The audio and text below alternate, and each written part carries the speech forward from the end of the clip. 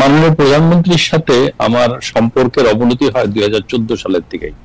এবং যখন এস আলম ইসলামী ব্যাংকটা টেক ওভার করে এবং গোয়েন্দা সংস্থার লোক জোর করে যেভাবে সই করে নিয়ে যায়, এটা আমি টক শোতে বলি এবং আমার পত্রিকা এবং আমার মিডিয়াতে, ইলেকট্রনিক্স মিডিয়াতে প্রকাশ হয়। এটার ব্যাপারে আমার মাসুদ সাহেব অনেকবার অনুরোধ করেছিলেন যে আমি এগুলো না বলি। বিভিন্ন ব্যবসায়ীরাও তার পক্ষে বলেছিলেন যে আমি যেন টক শোতে বা এইগুলো না বলি। এই কিন্তু আমি নিজের এই জায়গা থেকে আমি সরাইনি নিজেকে। কারণ ইসলামী ব্যাংকের চেয়ারম্যান সাহেব আমাকে নিজে বলেছেন, উনি অত্যন্ত একজন সজ্জন ব্যক্তি ছিলেন, চেয়ারম্যান সাহেব ইঞ্জিনিয়ার আনোয়ার সাহেব। উনি পুরো ঘটনাটা আমাকে বললেন যে কিভাবে গোয়েন্দা সংস্থা তার বাড়ির থেকে তাকে উঠায় নিয়ে গেল।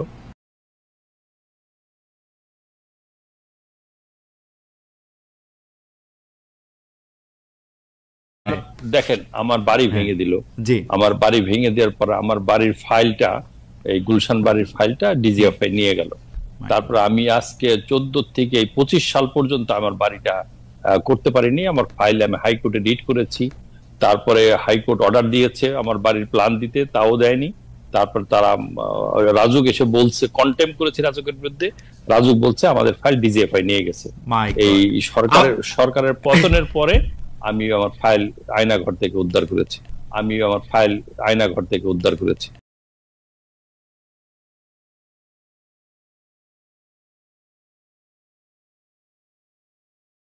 কিন্তু কোনো শাস্তির ব্যবস্থা করার বিধান নাই বা পারবো না। আর যাদের কাছে এই অবৈধ টাকা থাকে তারা এত শক্তিশালী, বিভিন্ন ভাবে তারা খুবই শক্তিশালী হয়, দেশীয় ভাবে এবং আন্তর্জাতিক ভাবে। অতএব আমরা ব্যবসা করতে গিয়ে এদের সাথে যুদ্ধ করাটা অন্তত আমি সাহস করব না, অন্য করবে কিনা আমি জানি না। অতএব তাদের সাথে বরং যতটুকু করতে গিয়েছি, আমি টক শোতে হোক, এই মিডিয়াতে হোক, এই জায়গাটা আমি কম্প্রোমাইজ করিনি। যার জন্য আমাকে অনেক কষ্ট পোহাতে হয়েছে। আমার সেগুলো আপনি অনেক কিছুই জানেন, এত আমি ডিটেলস এত সর্বসময় যাব না। বাট এরকম মানসিকভাবে, এবং আমার এই যে টেলিভিশনে যে আন্দোলনের প্রচার করতে গিয়েও টেলিভিশন বন্ধ করা হয়েছে কয়েকবার, এবং ওই দিনও 4 তারিখ 5 তারিখে বলছে টেলিভিশন বন্ধ করে দিয়ে দেবো। আমরা বলছি বন্ধ করে দিয়ে যান, কিন্তু আমরা এই লাইভ না দেখাতে পারবো না। এরকম ঝুঁকি আমাদেরকে নিতে হয়েছে। আমি একটা ঘটনার কথা বলি। বাংলাদেশ ব্যাংক এস আলম একটা ব্রাঞ্চ থেকে চিটাগাংয়ের 1200 কোটি টাকা নিয়ে গেছে। 1200 কোটি টাকা নিয়ে গেছে, এটা বাংলাদেশ ব্যাংক তদন্ত করে 1 বছর পরে বের করছে যে 1200 কোটি টাকা একটা branch without any approval Bangladesh ব্যাংকের ইনফরমেশন ছাড়া দিয়ে দিয়েছে। সেই রিপোর্টটা যখন আমাদের কাছে আসে সমকালে, তখন আমাকে জিজ্ঞেস করলো এটাকে প্রকাশ। অবশ্যই বাংলাদেশ ব্যাংকের রিপোর্ট, অডিট রিপোর্ট আপনারা কি করে দেন?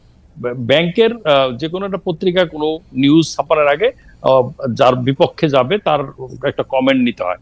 নেওয়ার সাথে সাথে মাসুদ সাহেব আমাকে সিঙ্গাপুরের থেকে ফোন করেছেন। তারপরে তার কথা আমি শুনিনি, কিন্তু গোয়েন্দা সংস্থার একজন ব্রিগেডিয়ার সারা রাত আমাকে টেলিফোন করেছে টু স্টপ দ্য নিউজ, ভোর 4টে পর্যন্ত। আমি কি কারণে?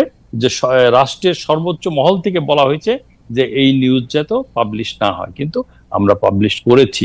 আপনি বুঝেন, এরকম ঝুঁকি নিয়েও কিন্তু আমরা এগিয়ে গেছি, কিন্তু কাজ তো হয়নি, টাকা তো চলে গেছে। যেটা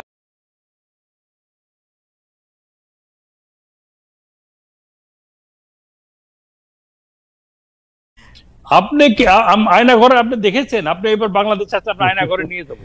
আপনি আয়নাঘরে যাবেন? আয়নাঘরে কারা গেছে? আয়নাঘর আপনি যারা গুম হয়েছে, এইসব যারা অনেক সাংবাদিক আপনি জেল টর্চারে মারা গেছে সাংবাদিক, আপনি জানেন।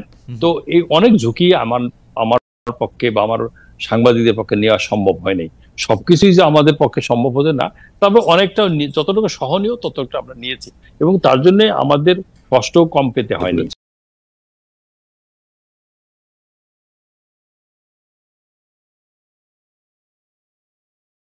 ইসের ছিল নিউ এজের আমাদের এডিটর সাহেব মাহমুদুর রহমান মান্না, আর একজন কে জন ছিল, 3 জনের কে আমাদের আসিফ নজরুল বোধহয়, এদেরকে আমাদের কোনো চ্যানেলে আমরা টক শোতে ডাকতে পারতাম।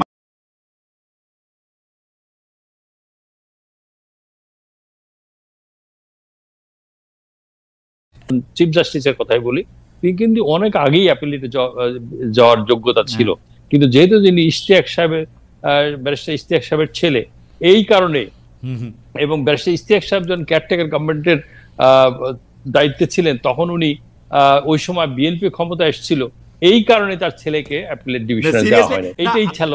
এটাই ছিল তার অযোগ্যতা, তার ব্যারিস্টার ইশতিয়াক সাহেবের ছেলে, এবং ওই সময় বিএনপি ক্ষমতা এসেছিল।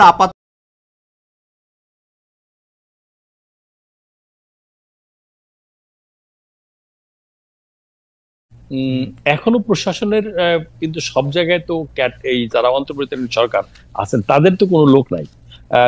যারা অপোজিশনে ছিলেন তাদের লোকে কিন্তু বিভিন্ন জায়গায় এখন পুনর্বাসন হচ্ছে, এইটা একটা অ্যালার্মিং, এবং অনেক জায়গায় কিন্তু এই দলীয়করণ দিকে যাচ্ছে। এখানে কেয়ারটেকার গভর্নমেন্টকে সতর্ক থাকতে হবে। এই জায়গায় অনেক সময় উনি সতর্কতা থাকলেও যোগ্য লোক পাচ্ছেন না, যার কারণে একটা দলের প্রাধান্য পেতে যাচ্ছে এই সরকারের মাধ্যমে। এই জায়গাটায় আমরা লক্ষ্য করছি, আমরা দেখতে পাচ্ছি সমস্ত জায়গায় বিএনপির লোকই প্রাধান্য পাচ্ছে, সব জায়গাতে প্রশাসনে।